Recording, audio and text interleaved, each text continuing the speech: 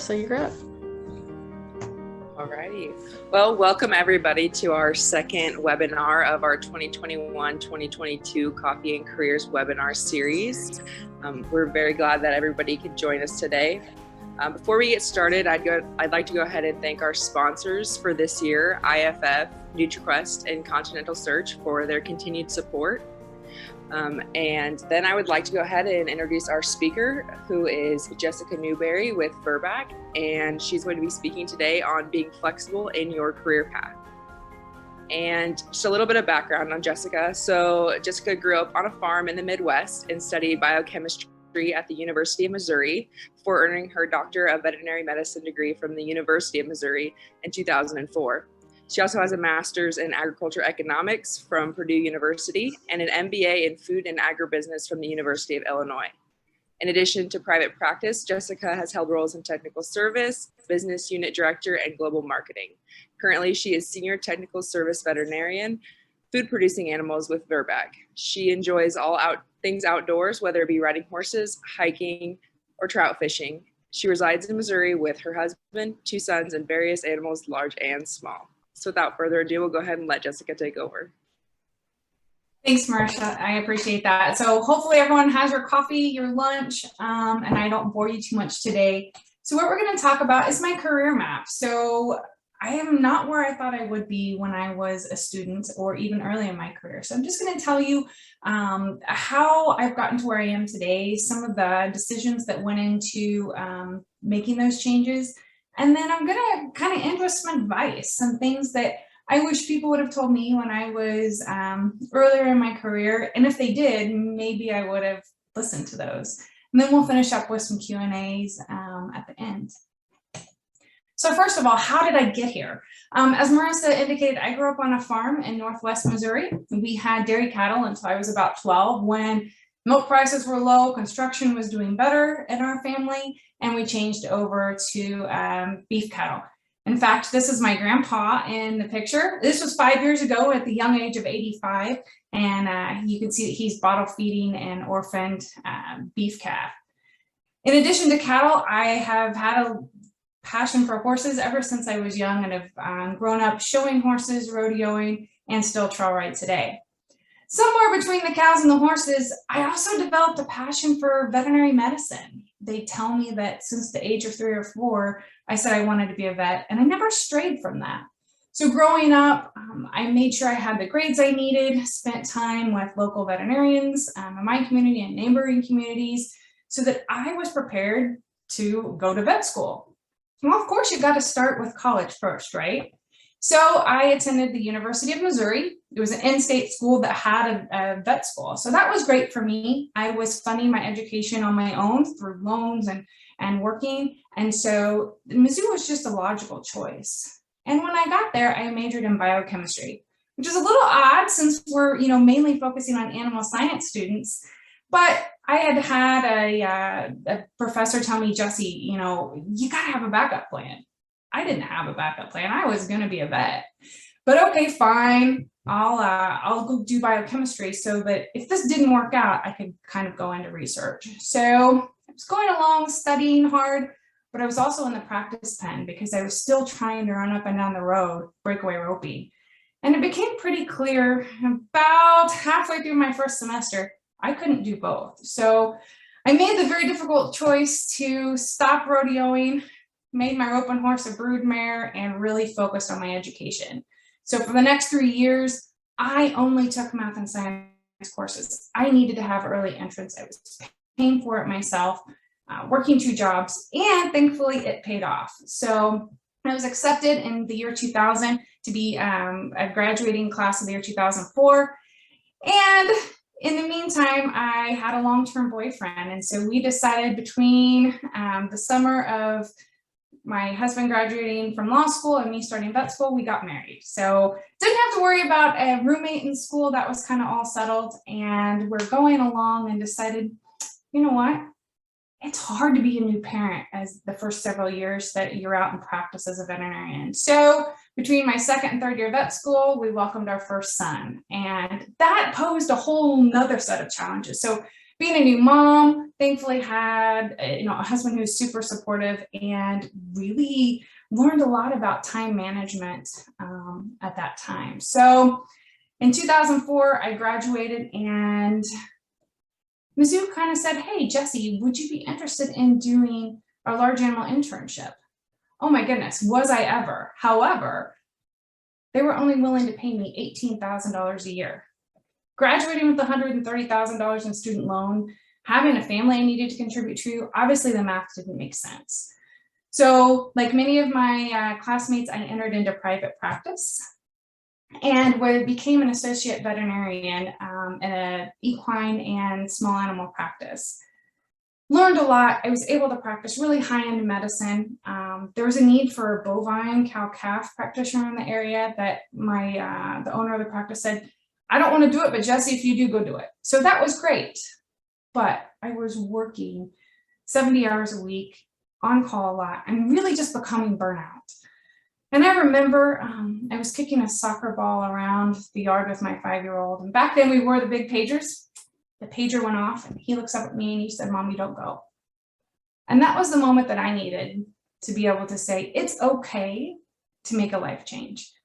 And it just so happened I'd had a recruiter that was talking to me about an industry position at the time. So I went ahead and explored that opportunity. I had the contract signed, and everything was ready to go on a Friday afternoon. And boy, was I scared.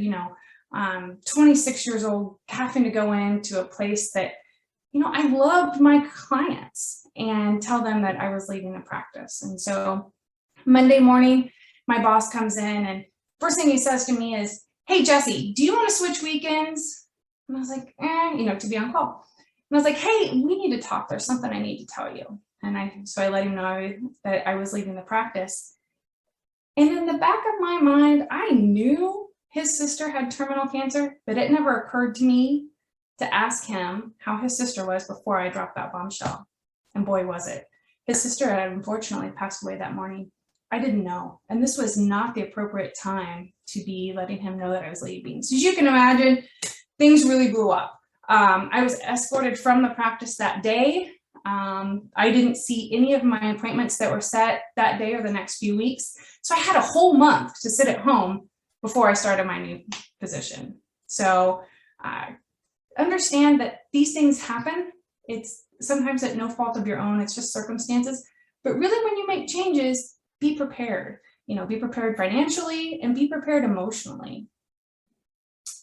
So thankfully, I started a month later as the technical services veterinarian for SIVA Bioimmune. So my job there was to support commercial vaccines for cattle, and both commercial and autogenous vaccines for both bovine and swine. I had no clue what an autogenous vaccine was. I knew that you went out and you took a sample from a farm and you found a bacteria or a virus and they made a vaccine and sent it back out. And they were used when we didn't have a commercial vaccine or the commercial vaccine didn't work. I had no idea what I was getting into. But over the next several years, I really dug in. I understood, how the virus isolation and the bacterial work, how vaccines were made. At the same time, I also had to learn to work with salespeople. We used distributor sales reps, and they wanted me to come out and answer the hard questions to other practicing veterinarians. That meant I also traveled. So instead of being called out in the middle of the night, I was able to kind of set my schedule and say, yes, I can come to see you on Tuesday of next week. So that was good. I also learned how to run clinical trials. I've read a lot of clinical trials up to that point in my career, but I never had to do one. I never had to worry about forms and then statistics and how to present that information. So huge change in my career at that point, and it was scary. But at the same time, I also welcomed baby boy number 2. So huge change, another baby, new family. But I think it just shows that how people in our industry are resilient, and we can learn no matter where we're at in our career. But because I'm also the type of person that I don't stay in my lane very well, I was learning about lots of different things. I was promoted to the large animal business unit manager at SIVA Bioimmune in 2009. which meant I now had my mentor, who was several years older than me, now reporting to me. That was hard. It was humbling. I knew he knew more than I did. I knew that this move by the management meant that I was going to climb the career ladder, and he was kind of stagnant. And so that's something I really concentrated on. I tried to find information on leadership. I hope I handled it well, but it was certainly stressful.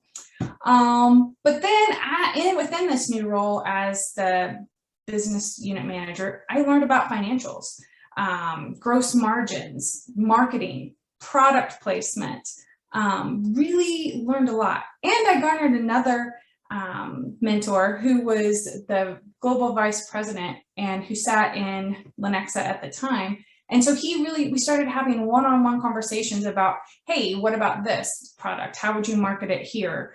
And then one day I remembered Arno came to my door and he's like, hey, what do you know about bees? They make honey. I had no idea. He goes, well, I need someone to be the business unit manager in Canada and be responsible for distribution of ruminant products, small animal products, and this bee product that we actually distribute all over the world.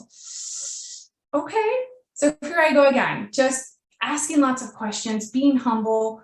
I remembered I immediately called the person who was vacating this position and I said, hey, I need to come ride with you because I need you to introduce me to these distributors and people I'll be working with, but also tell me what you've done.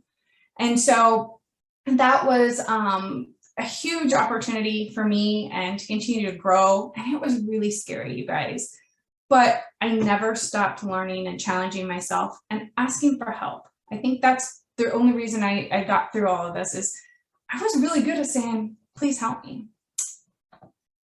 So then I had a bit of a change because I'm doing all this and I like the business part and I'm getting products and helping animals, but I didn't have my hands on that many animals. And so I kind of felt that call. And in all my spare time, I decided that I was going to go back to private practice and work as a small animal vet one Saturday a month. My husband thought I was crazy, but I kind of said, this is keeping me grounded. This is helping me remember why I started down this path. And so I did that for several years.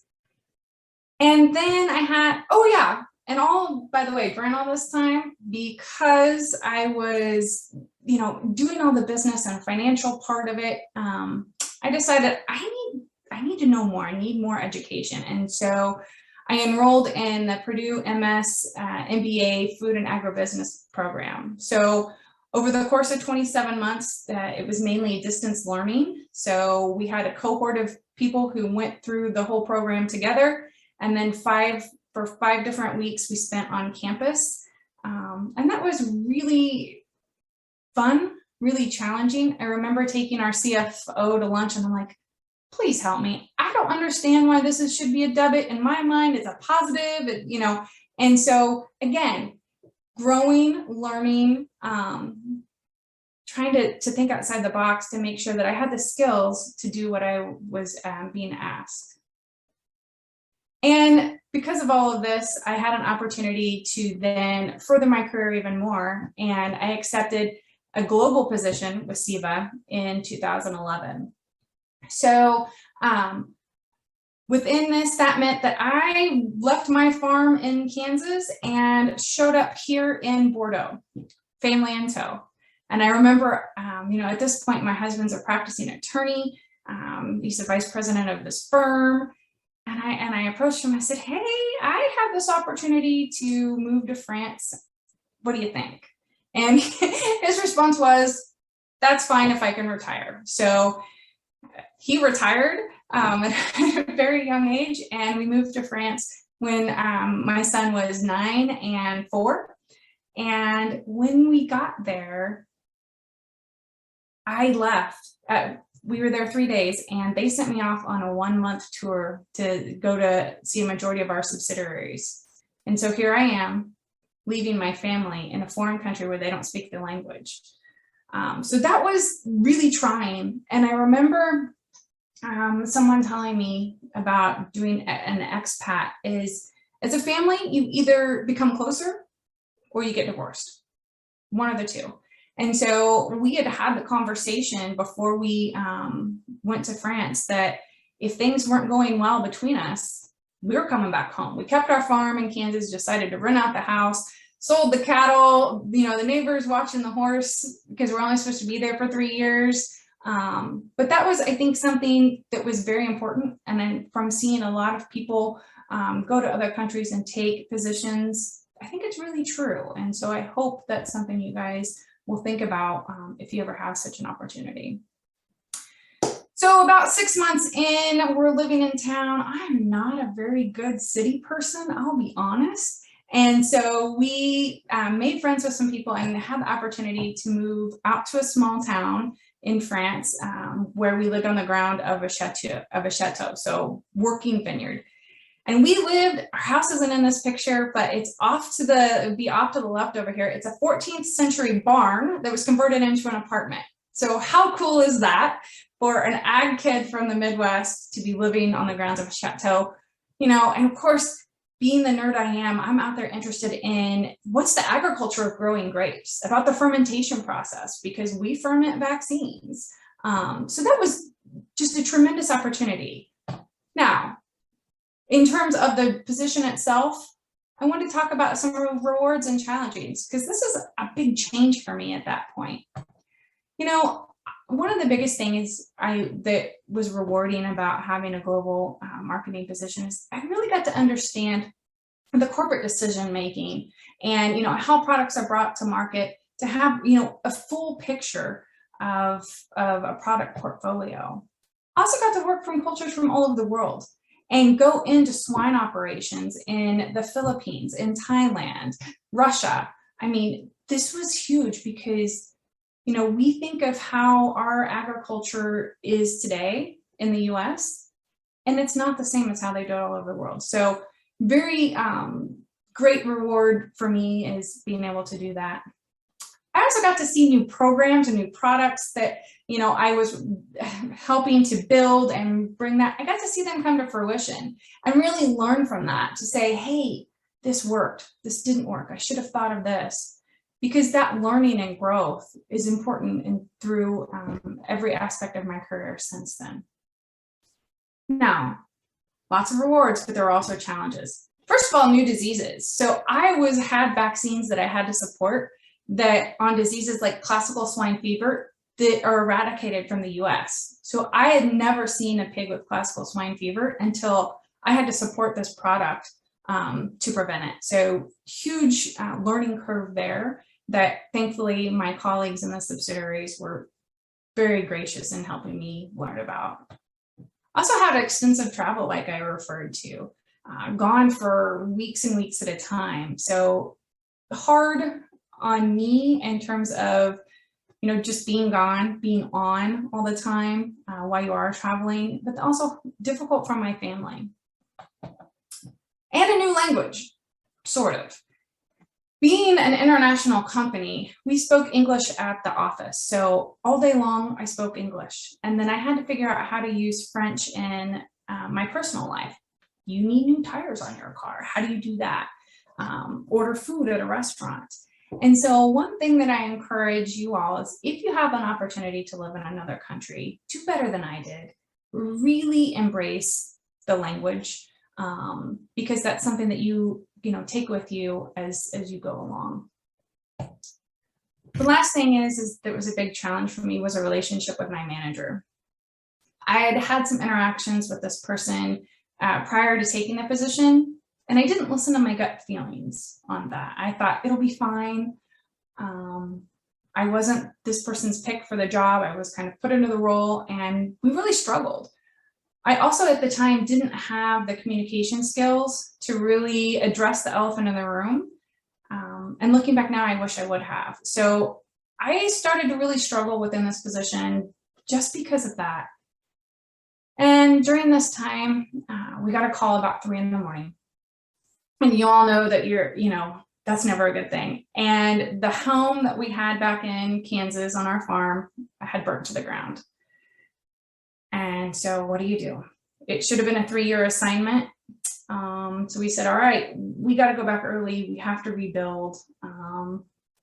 the idea of me going to France is to come back to the US to run a new division in the States, but the timing didn't work out.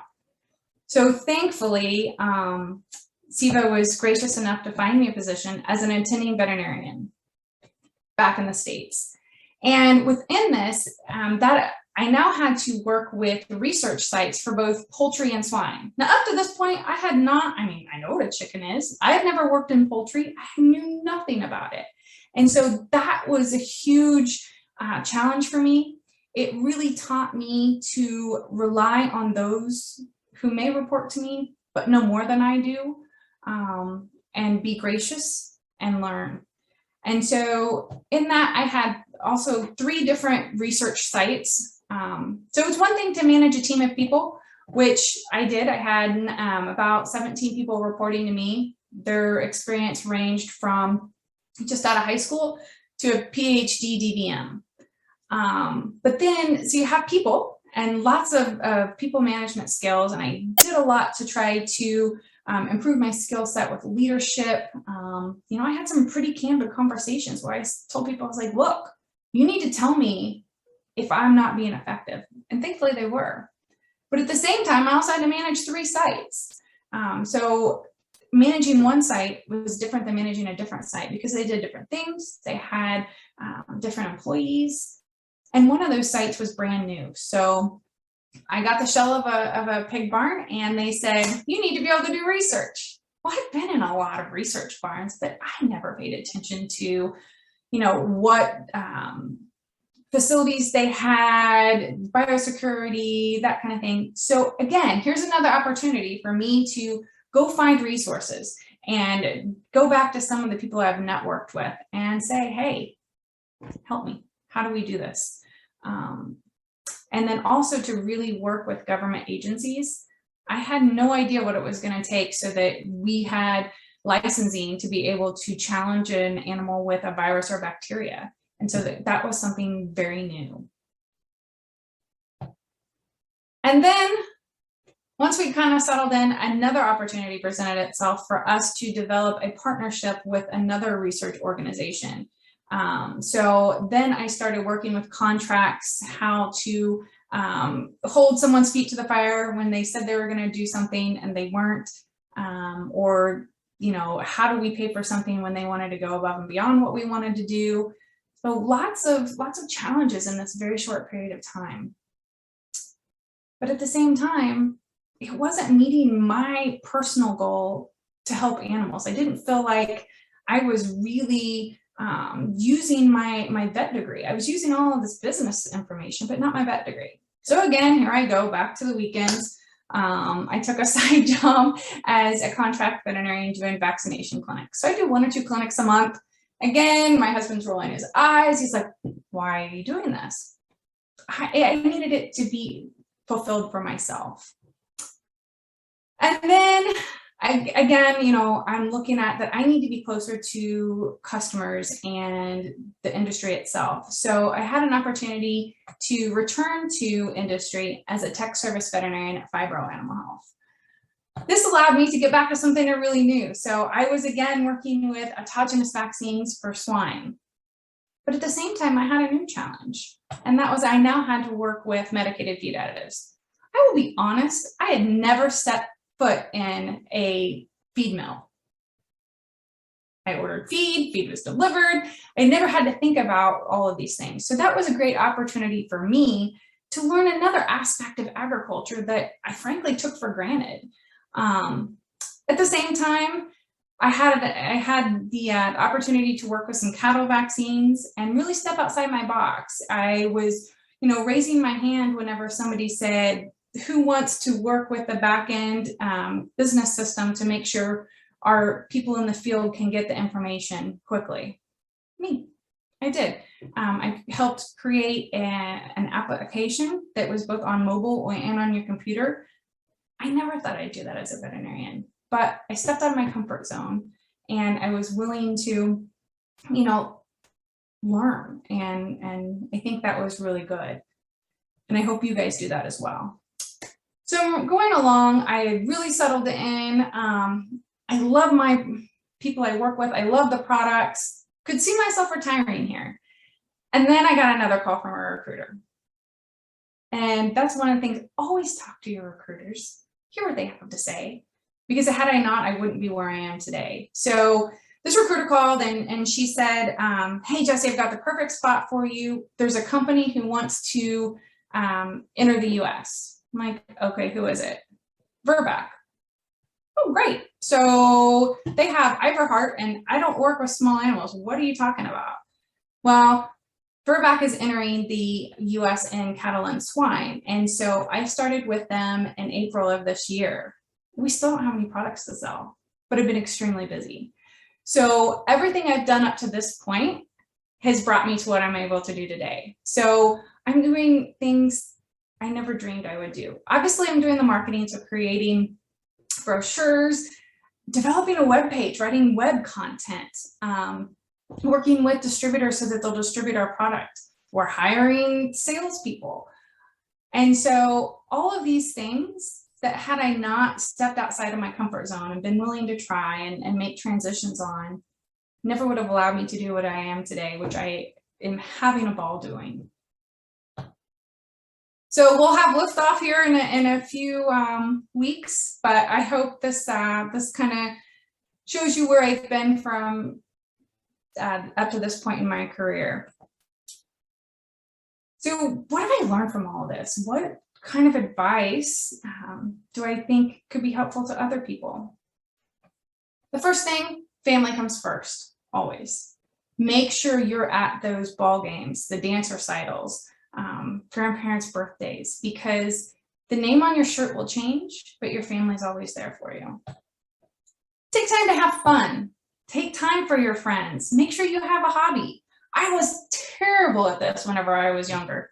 All I did was work and, you know, yeah, great, how are you? But I never took time to have fun. So my life is much better once I've made this decision. So I hope all of you do that. Start it young and continue it through. Also, turn off your email notification on your phone. You don't need that dinging. You don't need the flashing. And then in addition to that, don't check it after 5 o'clock or on the weekends. Now, if you're on call, that's obviously different. But if you're not, have that separation. Someone will pick up the phone and call you. They will send you a text if they need you. And then communicate that. Say, hey, I don't check my email. And it's really impressive that it's okay. But say, if you need me, you call me or text me and I will respond. But try to have a good balance. Be humble yet confident. So it's okay to say you don't know. Please, please, please take responsibility when you mess up, but yet be confident.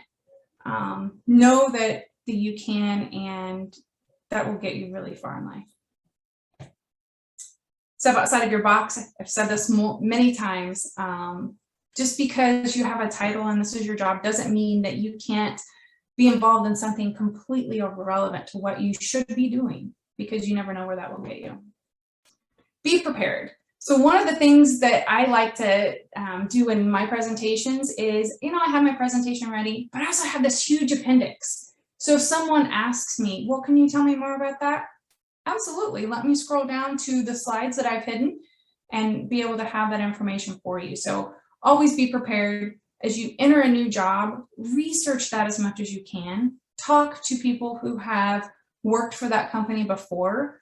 Really find out what the culture is like. And do it in a private setting so that they're not, you know, forced to say, yes, it's great, when maybe it's not.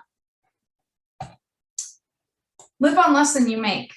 Remember my first job that the day I quit and I thought I was given a month's notice, I got walked out before. If you don't have a good emergency fund, that puts a huge strain on your life. So if you can, make that a goal. Live on less than you make. Never stop learning. So whether it's reading a book, taking extra courses, going to continuing education, it's important to stay relevant in what you're doing, but also challenge yourself. So right now I'm going back and reading a Stephen Covey book on the most effective habits. And I read it years ago, but that has different meaning to me today than it did when I read it the first time. And finally, always listen to new opportunities, even if you're happy where you are. It's okay to say no. but you never know what's right around the corner. So I'll leave you with this. It's a quote by Billie Jean King, and she said, "Champions are just, and pressure is a privilege." And I think that's really true. So thanks for listening today. I'm happy to take questions.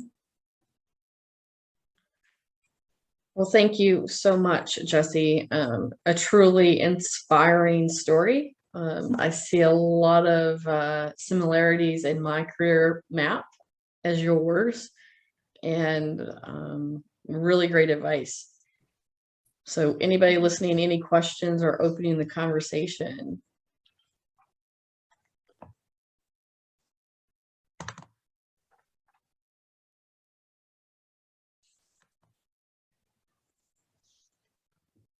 Oh, wow. We have a quiet group.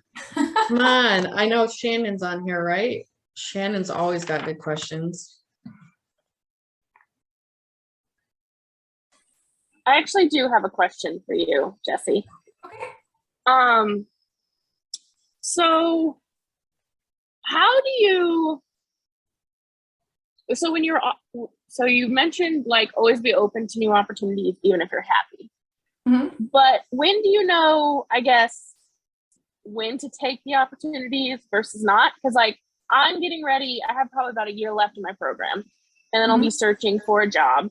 And of course, you always have a plan, supposedly, I've been told, when you leave or graduate, you know? And so how do you, if you've been in school this whole time, how do you know to trust your gut on like maybe the new opportunity or maybe the opportunity you hadn't anticipated, if it shows its face to you when you don't already have that career experience, kind of like you have, or even Dr. Bradley have with the different roles that you've had so far? I think you do a couple things. One, you really need to evaluate what your life would look like if you took that role. And by that, I mean, are you on call? Are you able to live in the area you want? Because that's super important. The next thing is to look at the people that you would be working with. Try to do some networking. You know, LinkedIn's a great thing, so that you can talk to them about their experience at that company. And then I would say always trust your gut. For me, I've looked at it, opportunities where I'm like, it'd be good. I think I should take it. But it was just, I was hesitant. And so I never have taken an opportunity that I had some hesitation that I couldn't explain. And I know that's not concrete, but I think it's real. Did that help at all? It does. I guess the one thing, and it's just because I'm an indecisive human being, which is why I go, like, I'm a wishy-washy person when I go to make a decision. So I guess trusting your gut, I respect the trust your gut instinct. But so for instance, when I chose where I am for school right now, you have that back and forth, like, do I go here or do I go here? And so I made the decision, and now I'm 2 years in and I would not change a thing. And I get that. But at the time I was like, what if I don't like this? This is not going to go well.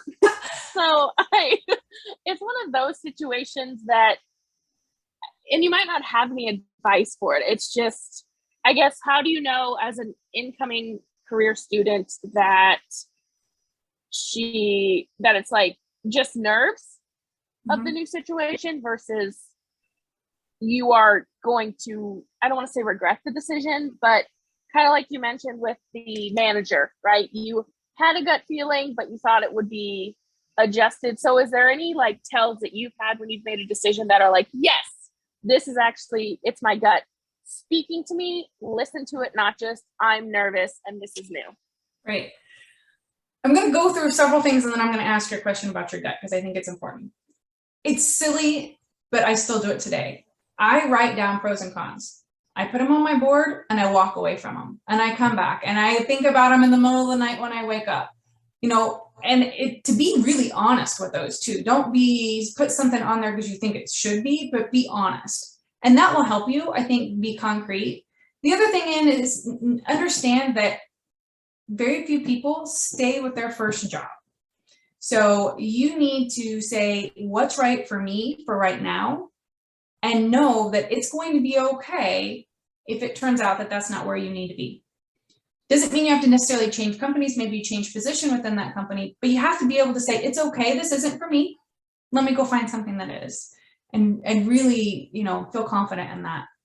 And then back to your real question about listening to your gut and being nervous. I think if you'll write that stuff out and find a confidant or a mentor, somebody who's been there, done that before, and really just talk things out. Sometimes you talking to somebody, you'll find the answer. You know the answer. Talk to someone, and then trust your gut. If you make the wrong decision, that's life. It's okay to pivot. Fail forward. Yes. Okay, that really helps. Thank you. I really appreciate that. You're welcome. We did have something in here a little bit. I'm going to go start with Haley's since it's fresh on my screen. She said, great presentation. How did you manage to build and maintain your confidence throughout all the changes you experienced in life? She imagines that wasn't easy. No, it was not easy. I think for me, I am such a person, I am a goal setter. So this is, on New Year's Eve of every year, I do two things. One, I take all the receipts that I've collected all year and organize them for my taxes. I don't know why, just the day I do it. I also set and I write goals. I write personal and professional goals for 1, 5, and 10 years. And then I also do that with my husband. So I have had a history of meeting my goals. I missed a lot of goals as well, but I know I can do that. So in those times to maintain my confidence, I would set small goals for myself. It may be, I want to leave the office on time 3 out of 5 days. It may be that small, but doing that over time lets you know that you can do it. Also, I failed pretty gracefully, a lot. And it's just saying, hey, this is bad, but I learned from it. And I think over time that just being able to learn from it and not being ashamed of failing, like you said, Casey, failing forward, that helps you be confident that you're making better choices as you progress. The best piece of advice I can give you, Haley, is you're going to fail. You're going to make mistakes. And you're going to feel like you don't know anything, or you don't have the confidence or ability. But you got to make sure that you don't let it eat you alive at night. And, you know, think about what you could have done better that day and make sure that you improve the next day. But you can't be, I'm my worst critic. So you can't let that self-doubt eat you alive. You got to learn from it and grow from it. But you have to make sure you wake up the next day to say, hey, I'm going to do better if I failed today or I didn't do something right. I think that's the biggest thing I learned from the young me to the older me. I would say also, do not make yourself your worst enemy, saying that everything that you do is wrong. Don't do that.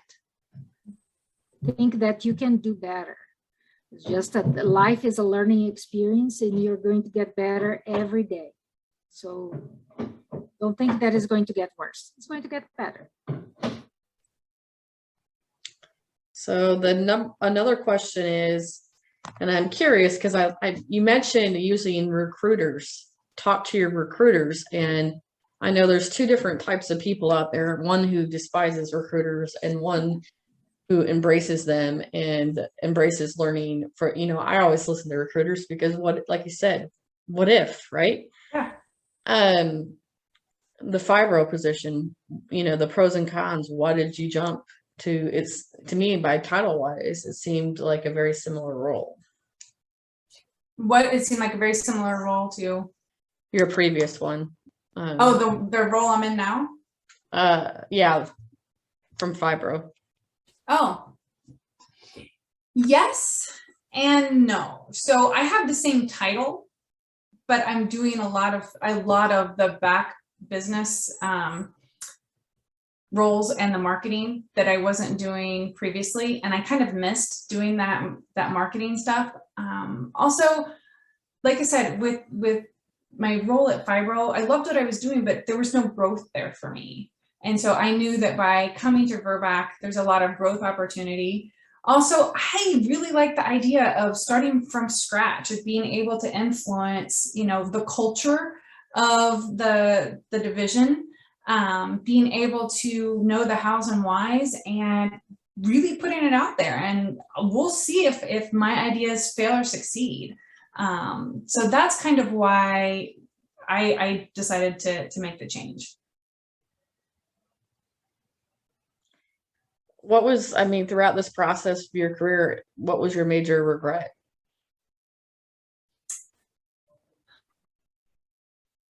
I think my major regret is I had an opportunity it was years ago, probably 2009, where I was offered a position. I actually accepted and I wasn't really 100% confident in it. And then my uncle got sick and went in the hospital unexpectedly. And it was kind of like, oh my gosh, life is short. And so I went back to them and I said, even after I'd accepted a couple days later, I was like, I can't take this position. And I burned a bridge with that company. And so I regret doing that. I don't regret not taking the job. I regret how I handled it and that I wasn't confident enough in myself to say, this really isn't the position for me. The first job, leaving the private practice, did you mend that bridge, or was that a bridge that's also burned? No, I mended that bridge. It took a long time. So that practice owner did not like me for a very long time. And probably about 5 years later, you know, we lived in the same small town, right? Mm-hmm. I saw him and I said, I want you to know that I didn't know that whenever I told you that I was leaving the practice, I didn't know your sister passed away that morning. And he didn't know that. And you could just see oh, really? And so there was kind of an apology there. I wouldn't say that we're great friends now, but I've always said I would refer my animals to this practitioner, but it was rough. There was no malice on my part. It was just situational. And, you know, knowing what I know now, I would have gone to him much earlier than waiting the 5 years.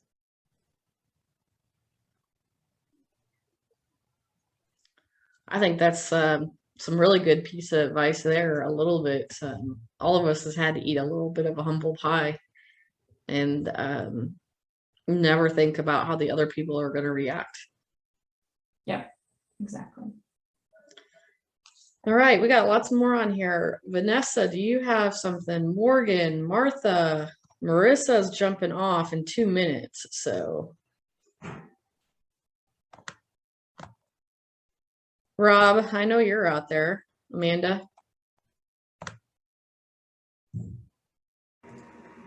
I guess I'll make a comment while the students are thinking of questions. This goes back to the relationship piece. I mean, when you start out, make sure that you keep good connections and good contacts with people, because you will come back to them time and again, even if you think this is just for a small piece of your career or a small phase of your career. A lot of those people are going to surface back again at some point in time. So just make sure that how you treat people and the relationships that you build, you think very carefully about those. Some of my biggest regrets as an early manager. Yeah. I could have done better, but at the same time, I didn't have somebody who could teach me to be better. So I think some of that's tough, and you have to eat humble pie, right?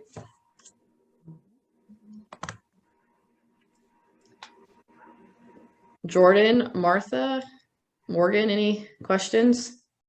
Vanessa?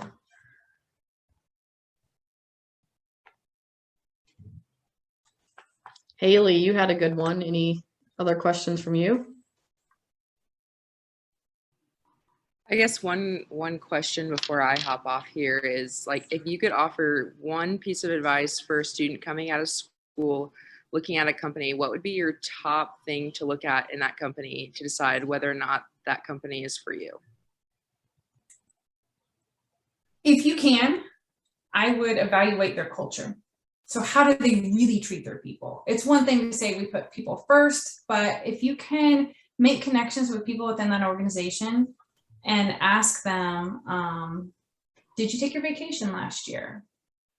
Do you feel like you can take a vacation? Do you feel supported in the decisions you make? Is there a culture of finger pointing? So if you make a mistake, how's that going to be handled? So I think to ask some questions and try to deep dive into that is super important. It's hard. It really is. But most of the time, if you can identify someone in that organization and call them or, you know, send an email and say, hey, I'd like to talk to you, I would. And that kind of comes back to what Amanda said about using networking. Even as a student, you can network, attend as many conferences as you can, grab business cards. You know, I've had people call me up and say, hey, I talked to you at AASB 2 years ago. Can I ask you a question? Absolutely. I think everyone in the ag industry is really interested in helping the next generation come through and do so with more grace than what, you know, I did, for example. I was going to say the best thing I've been reading out there lately in that conversation and culture, and I think you get this right, is go work for a boss and not a company anymore, because the boss can make or break the culture. Yeah. And I, you know, worked for international companies. The culture on the global front for a company is totally different sometimes than the US culture. As you said, Jesse, you're establishing your own culture today for Virbac. It may look totally different than their culture elsewhere. All right, Jordan.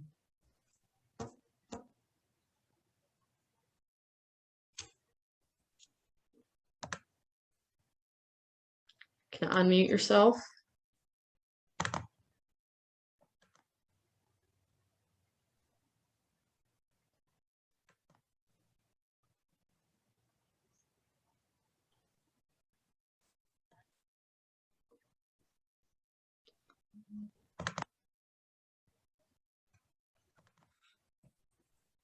Okay, well, he would like to throw out a question, but I think he's still on mute. Any other questions? He's having some technical issues. You can type it if that's easier, Jordan.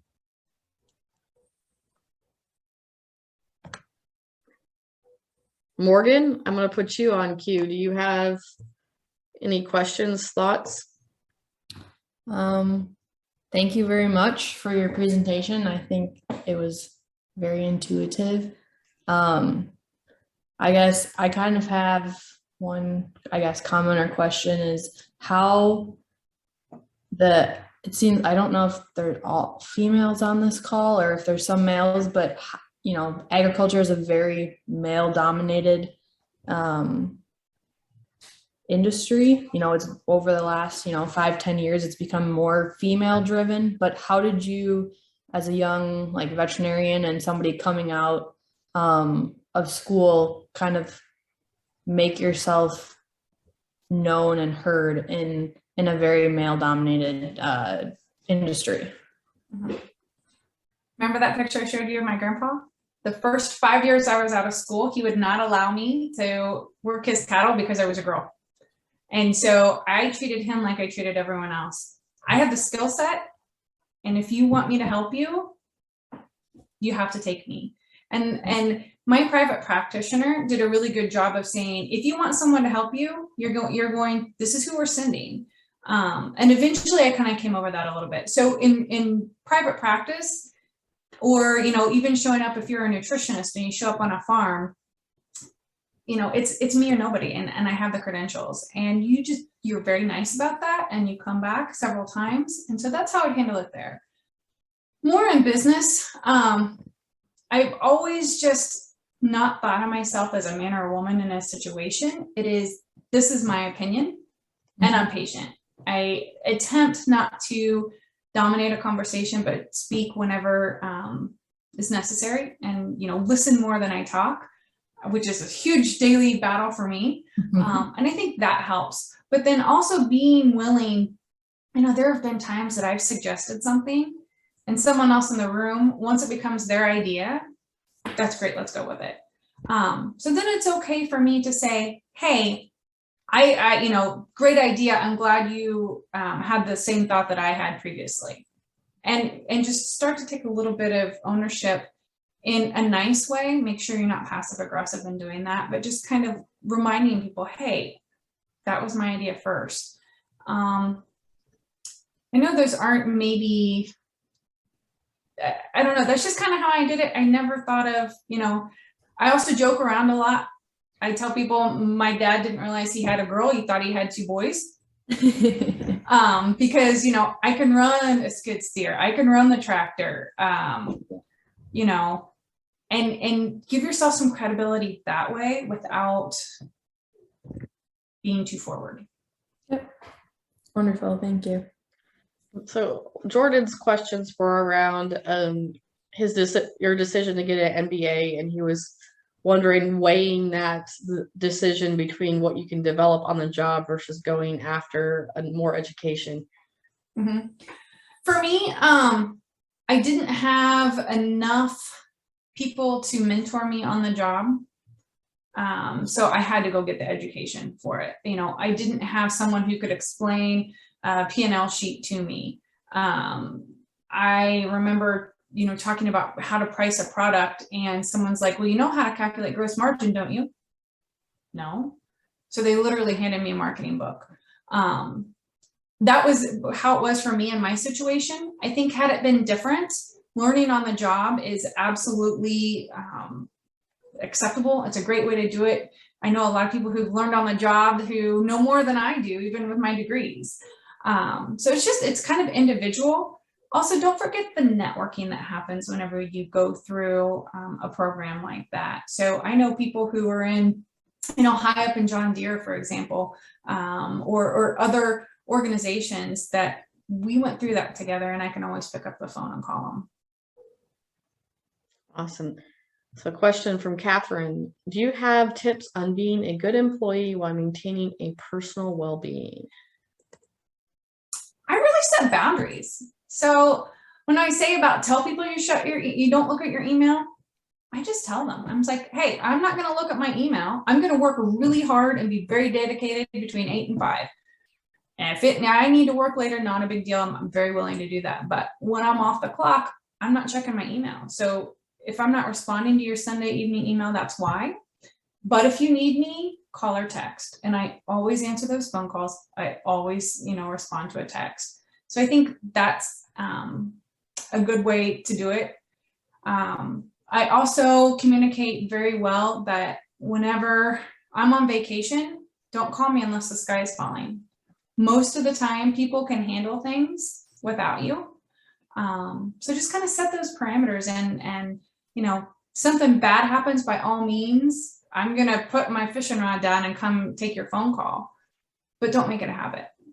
Mm-hmm. That's what's worked for me. I don't know if anyone else has things that they've done about trying to balance those, but I'll be honest, it took me a long time to do that. I used to wake up, roll over, and look at my phone to see what emails were there. My kid's not up to bat. I was checking to see, what I had missed. And I've just hopefully become a little wiser over the years. So you got to set your boundaries early and don't push the line. Because people, sorry, Amanda. I was going to say, make sure you include your boss in that, and not just your direct reports and other people that you work with, but make sure your expectations go 2 ways between you and your boss. And so that you know what to expect from you too.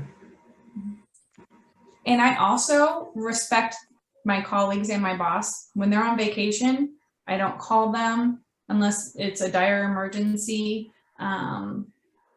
If they are on vacation and I need to send an email because I'll forget, I say, please respond when you're back from vacation. So it kind of really works 2 ways as well. We have another good question from Martha here. Will jumping from career to career affect your resume when searching for new opportunities? I have been asked during interviews why you left your job. I want to find the right answer. My experience, and this is a problem with this chat feature, sorry.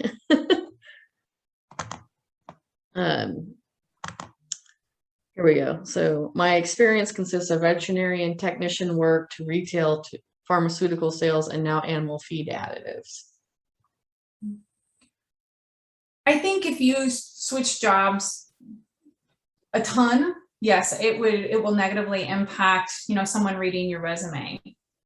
But if they can see a progression of, hey, I did this and I have this experience, and I use some of that and within my next job, when I read a resume, that's what I'm looking for, is what have you learned from this job that you took into your next job, et cetera, et cetera. And then in regards to answering why you changed jobs, I think you just have to be honest. And if you switch jobs because of your boss, it's okay to say that. Just say, you know what? I had personality conflicts. I love what I did, but it just wasn't the right fit for me anymore. And so I was looking for a culture where I could contribute. I think that's probably the best way to handle it, in my opinion. And I would say, Martha, looking at your switches, you grew in your career, and everything you learned from a vet tech role to retail applies in sales. So, growth, right? You're growing in different directions. Pharmaceuticals versus feed additives is a totally different value proposition, and selling different decision makers. And so you are growing your ability to reach different people. Retail, you had to sell still to people, right? You interacted with the individual people that you have similar buying decisions. So you have a lot of good experiences to feed over into everything. In vet tech, it's animal, right? Animal handling experience, understanding why animals get sick. A lot of times I think we get people who maybe not have that same ag background and understand some of that. And to Morgan's point about getting credibility being a female, when you can say, hey, well, I, make jokes, like you said, joke about it and laugh about things. My dad thought I had, 2 boys or something. I try to make jokes about it to say, hey, I did this work too. It's, I belong here. And Jesse tries to do it in a humorous way, and I try to do it in a humorous way, but it's to say, hey, take that off the table, and things like that. So I think it all goes into that.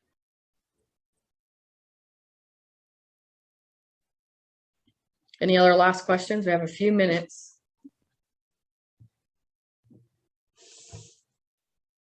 Shannon, one more good one from you.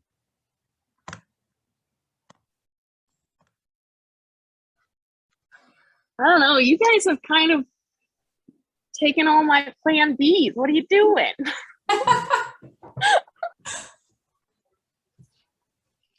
Well, I got one. What was the hardest thing for you to learn?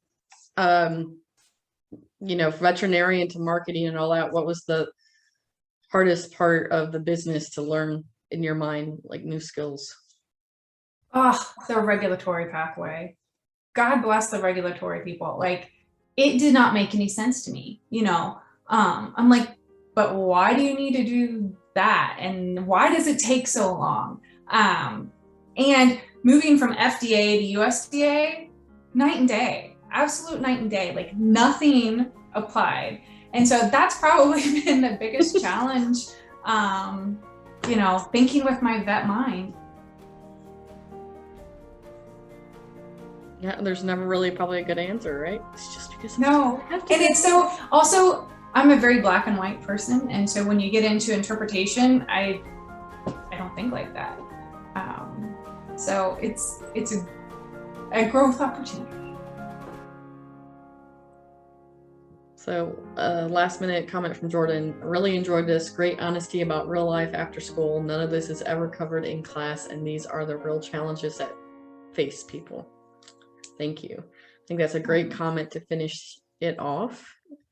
And thank you, Jesse, Dr. Newberry. It was a pleasure and great inspiration for all of us.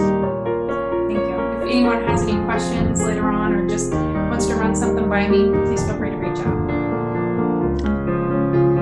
And if you ever want to hug a pig or get around pigs, you just don't feel like you can, just give me a call. I will call you.